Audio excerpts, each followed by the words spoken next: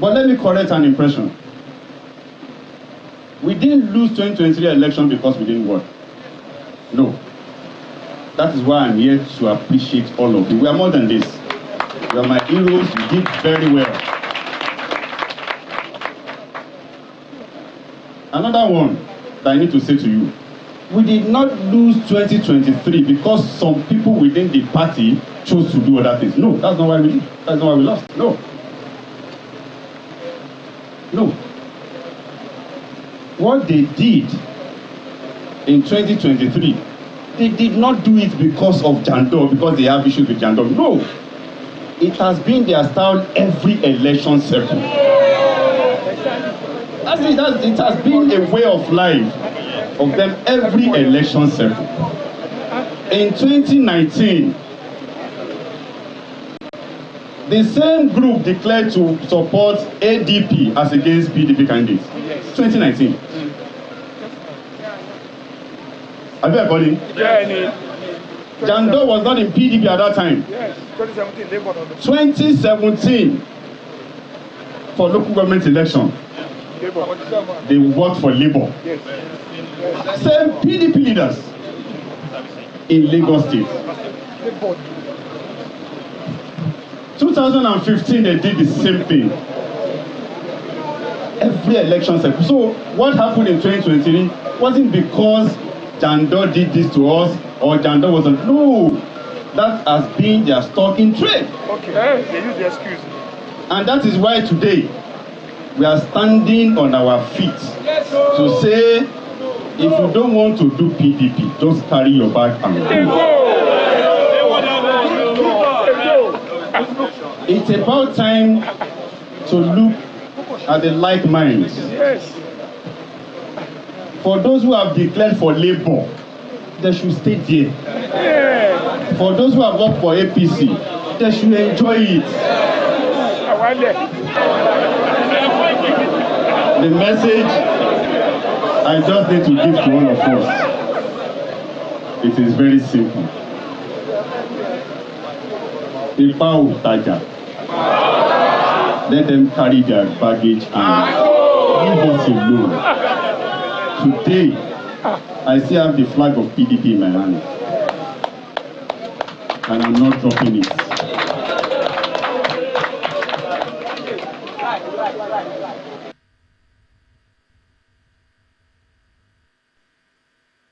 Welcome back from that business segment, and a lot of things are happening today. Yes, we talked about today. One of the meetings that's going to happen today will be the Minister of Power meeting with members, agencies under that ministry, and then also the president is going to Niger State. I'm trying to get exactly what he's going to do. Yes, he's going to Niger State to commission some inputs that have been acquired by the government and then some other projects as well. Among the things that have already happened is the renaming of the airport in Minna after the president. All of that's going to be happening today in Niger State, in Minna. The president is going to Niger. He's expected in Niger State. I don't know if he's already arrived, but one of those that was expected today, while we're still waiting for a guest, one of those that was expected today in the studio, finally arrived, and she's going to tell us exactly what happened. Ayo was also wondering what happened to her, but Makwe,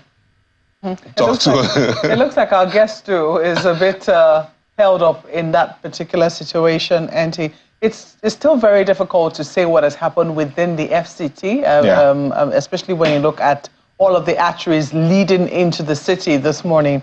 But it does appear that something unusual has happened. A journey that would take maximum, I mean, even on a really, really bad day, 40 to 50 minutes. On a really bad day, I mean, you must always make provision for Monday morning rush hour, extra, minutes. It took at least an hour, 20 minutes to make it this morning. So it's been, I do not know what is going on, but I do believe that the Minister of the FCT will have to have a handle on not just law and order within the FCT, but also on traffic management. That's something that has to be a priority area. I really do wish that I had, because sadly I was the one driving, and you cannot be doing. You have to concentrate on driving.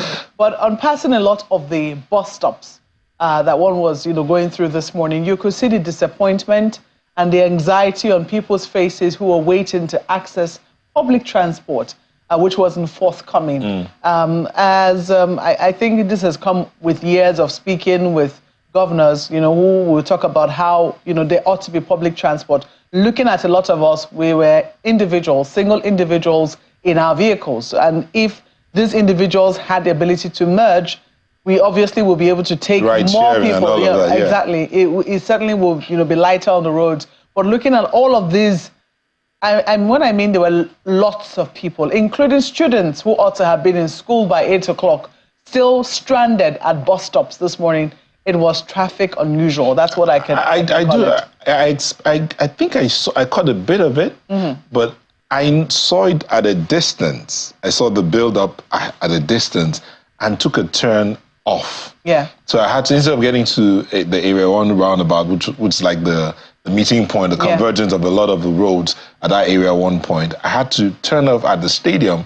But as I was going at the stadium to come out at Garaki area, I noticed that those who were coming from the city gate into towards stadium, going to Area 1, some of them were either going forward and some were turning back. So it was like on one lane, people were going back and forth. A lot of madness. A lot of madness was on that. Indiscipline as well. Because the moment people see traffic in Abuja, they know that invariably there are very few traffic managers at those points. Yeah. They do not trust that they will be able to get through. So their immediate thinking is, how do I get out of this to go and take an alternative route?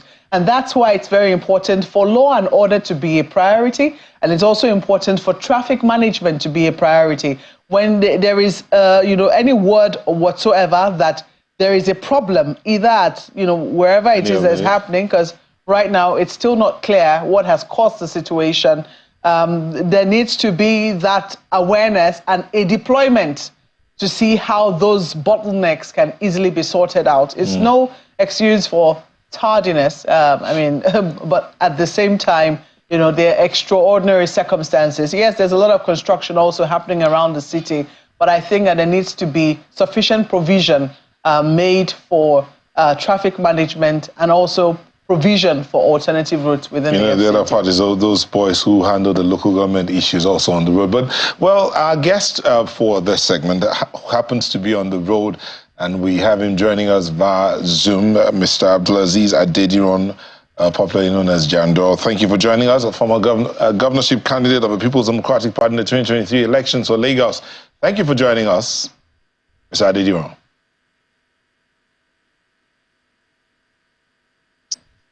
Thank you very much for having me. Good morning. Indeed. Yes, thank you for having me. Good morning. Can you hear me? Yeah, we can hear you. We can hear you. So you're still on the road. How is it going out there? Sure. Well, we're here, edging closer. I don't know. I think they blocked some roads, actually, from the airport. But I'm on the move. We do understand. But while you're on the move, we can still have this conversation as much as we can. So talk to us about this matter of internal party politics, some of the things that are going on within your party, sabotage, allegations of sabotage here and there. What's going on? Well, I actually don't think that the allegations, because we were all alive during the 2023 electioneering process in Lagos State. We had a situation where a supposed party leader actually, he called channels and every other station, and it was everywhere, campaigning against this political party that nobody should vote for PDP for whatever reason. He repeated the same during the gubernatorial election. As a matter of fact, they openly declared for Labour Party. They hosted the Labour Party candidate at his, they had a press conference, all the BOT members were there with him. And the party chairman also, the eve of the election, also came up with a release asking the people of Lagos and members of the party to go vote for Labour Party. So these were not allegations. They did it openly. They were on your station. The other person on your station, the deputy governor, immediately after the election, were trying to justify, their winning. He said that, look, everybody left the party. He mentioned names. He mentioned Adedosumo. He mentioned Deji Duarte, who was the PCC chairman. I said everybody left to join them. So, and that's it. So without open declaration, I don't think you still continue to call that an allegation, because it's happened. Since then, this other person has not come out to say, no, the deputy governor was lying, even though they're open secret. So as far as PDP is concerned in Lagos State, all these characters that I mentioned, they've openly declared for another party, except they want to come back tomorrow, which is allowed in politics, but you have to go back to your ward to rejoin the party. So but what's the cause? What would you say is behind all of this? Why would party leaders or people considered to be leadership in the party begin to speak or go contrary to the tenets or the plans of the party that they're agreed to? 2023 wasn't the first time that would happen in Lagos State, especially. Just like I said yesterday, it's been their stock in trade. Every election cycle, they will come to work against the party candidates. And they did in 2015, they did in 2017 during local government election. They did same in 2019, to declare for, another party. And they do this not because they want the other party to win. They do it because they want APC to remain in power. You understand? So this they did every election cycle. That's what I was saying to the other party members yesterday. They didn't do this because it was Jandor. It has always been their style. That is it. And with this new trend now, they thought that just like every other governorship candidate, after they do that, they push them out of the party. They did with Koro, they did it with Jimmy Agbaje, and they'll push them and to continue ganging up again. But this time, Jandor is staying. I'm not leaving for them. They've left actually. So that is what we're speaking to. They won't succeed this time by pushing me away, because that is what they do. The moment they do that, they push out the governorship candidate and they come back again doing the same thing over and over. That's what we're speaking to now. So what precisely is your plan since you've decided to stay within the PDP in Lagos State? Just like I said yesterday, it's about time for us to now bring together like minds. Those who are loyal to the party, those who believe in party supremacy, those who will stand irrespective of what happens to say, anyway, this is our party, we must support whoever that emerges as the candidate of the party, because the person is not flying his own flag, but flying the flag of the party. So what we're trying to do now is, and we have started yesterday, how many of us that are really loyal with integrity to say, you know what, we go, because if the party at the national level want to again bring these people back or do anything to have them back, then who will take us serious if we come out to say we're still running or we're still member of a political party whose leadership went the other way around during the election? So, but this time we're looking around and see those who are ready to work for the party genuinely and do everything to wrestle that power in Lagos. So this is what we're doing. We have other loyal party members who's got integrity. Some have been there before now. Some of us just joined, and that is what we're doing this time. We're not going to leave. It does appear that you have an uphill task in your hand, on your hands, because some people will say, look, the party in power, if they have received support of any kind from members of the PDP, of the opposition in the state, they're not going to let go of that support very easily. They will do everything in their power to make sure that the support is on their side. But in the meantime, people will be wondering, how is it that you, as a candidate, in the last elections, how are you also keeping the current government on its own toes? This is what I'm going to say. Election is over, okay? And whatever we speak to now, nobody should take it as us playing politics. I said it yesterday. It is time for governance. And if we do not get it right, whoever is there today, if he does not get it right, he is going to crash on all of us. just like what is happening right now in the country and everywhere. I'm speaking to some of these things where I said yesterday that Mr. President is actually living his dream, and we can't but be happy for him. God has put him there. But Nigerians also want to live their own dreams as well, of enjoying good governance and all of that. And all of us are here, we hear noise everywhere of hunger, high cost of living. These are facts. And the reason we are facing these are not far-fetched, because Mr. President actually went to office unprepared, let me use that word, with due respect. Because if for a very long time, it's been working towards occupying this office, I don't think the mistake made on day one would have happened. Maybe he was only preparing to be in that office, but this is time for governance, he's already in the office. I said it yesterday. If I were Mr. President, I don't think I would go to my inauguration ground. The first thing I would do is to say subsidy is gone, because the market started reacting to that. I thought the first thing to do if you're occupying such an office is to sit down and look at the handing over notes, given to you or leaving for you by your predecessor, to look at one or two things. Even this subsidy of a thing, why didn't this guy remove the subsidy? Or what do we do before we can remove it? We're not saying don't do it. Or you wait until you have a cabinet, you sit with people and let's chill this. How do we go about it? If you can't wait till you have a cabinet, you can have a few, advisory committee on economics to say, let's sit down. And I also speak to what is happening today.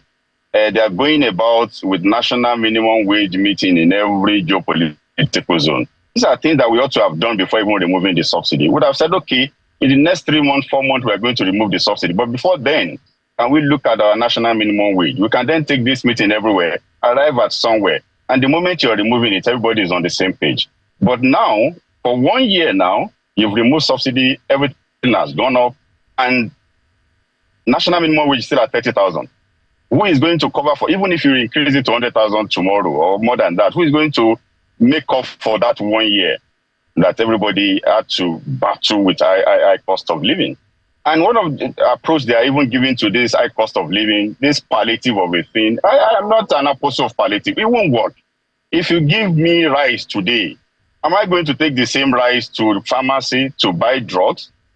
Or am I going to use the same rice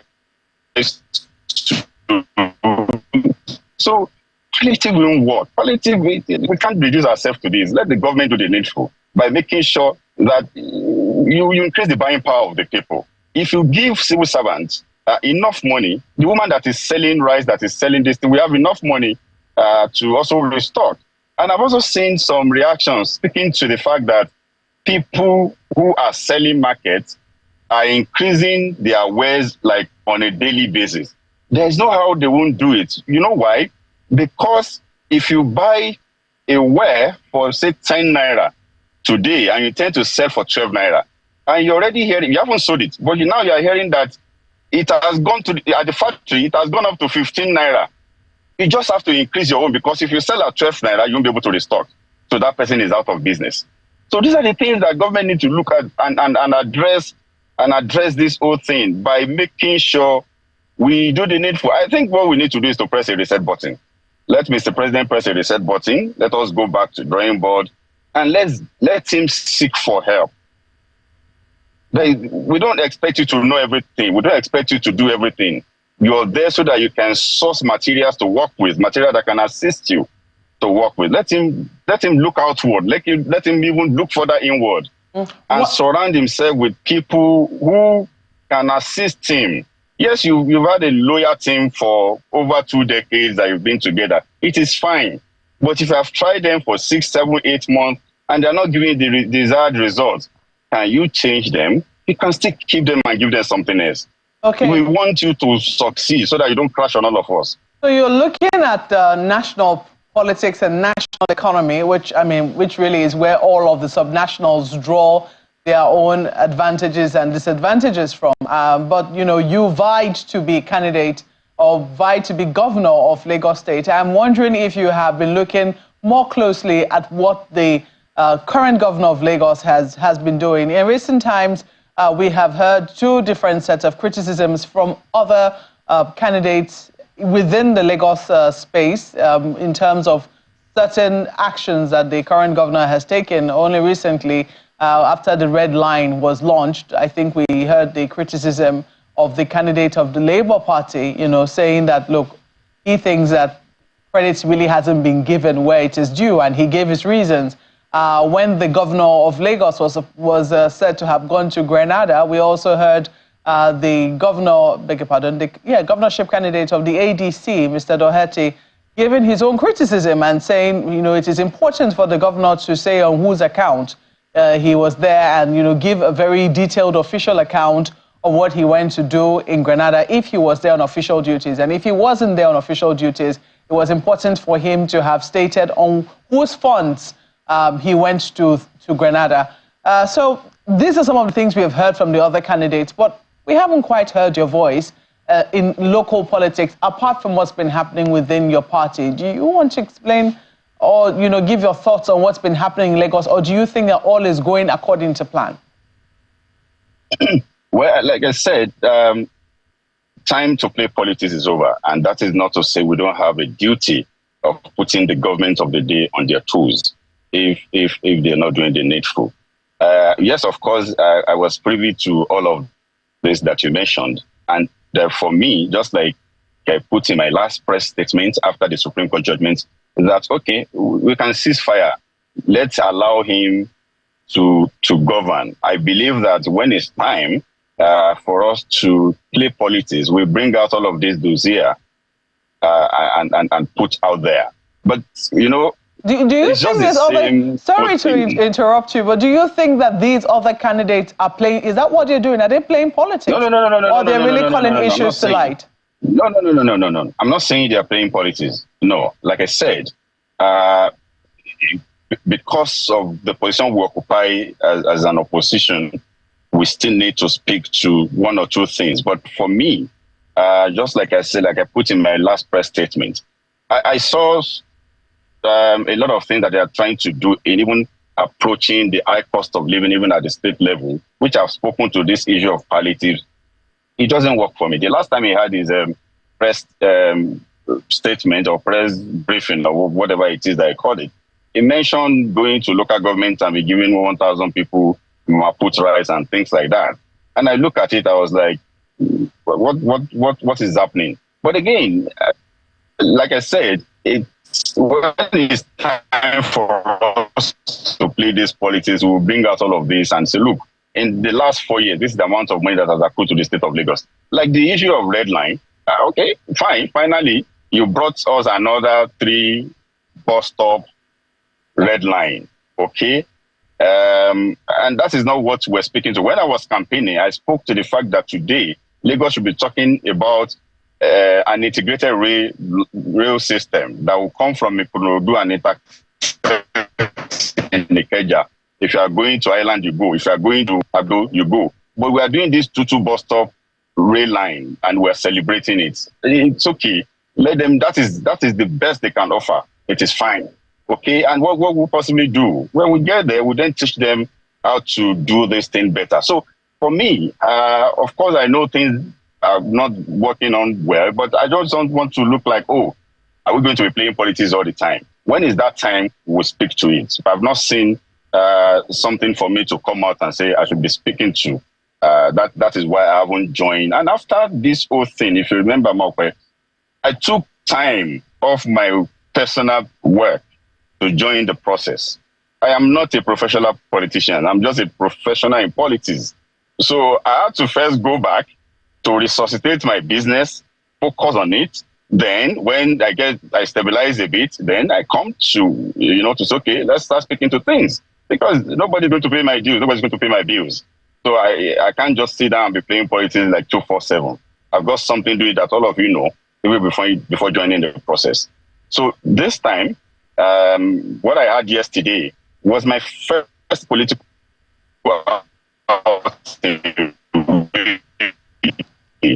and that was just for me to appeal. That worked tirelessly for us. You remember we ran campaign like never before in Lagos. And we're on national TV every day, on channels, on Arise, telling people of Lagos what we represent, what we're ready to offer.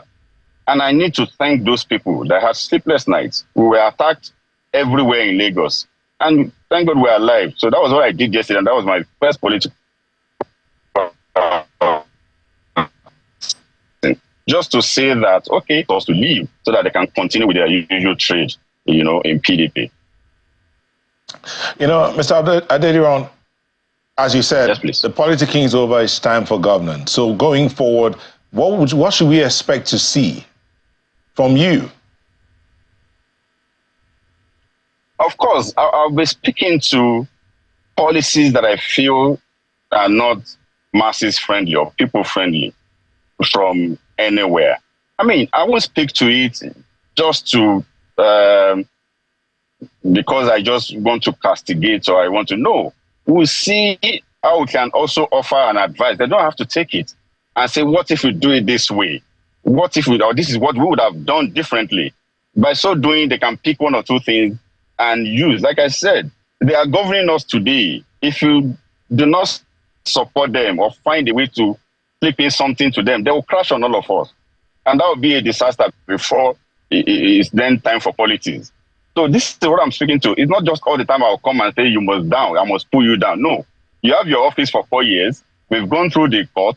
Nothing has happened. So enjoy your 4 years, but we'll try to let you see that, look, your policy is affecting us, is affecting our business. You need to do this, or this is what we would have done differently. We won't just do it just to come and criticize for the sake of it. No, we will see how we can proffer solution, because he's the governor today. The other man is the president today. We don't have any choice. We have to live with that for another 4 years. All right. Thank you so much. What we'll do is to see how we can say, okay, this is what we can chip in. This is how we can look at it. Not all the time we have to say we must pull you down. Thank you so much, Mr. When Abdulaziz. it's time for election, for politics, we go all out for each other. All right, I think we'll have to leave it there this time. Thank you so much, Mr.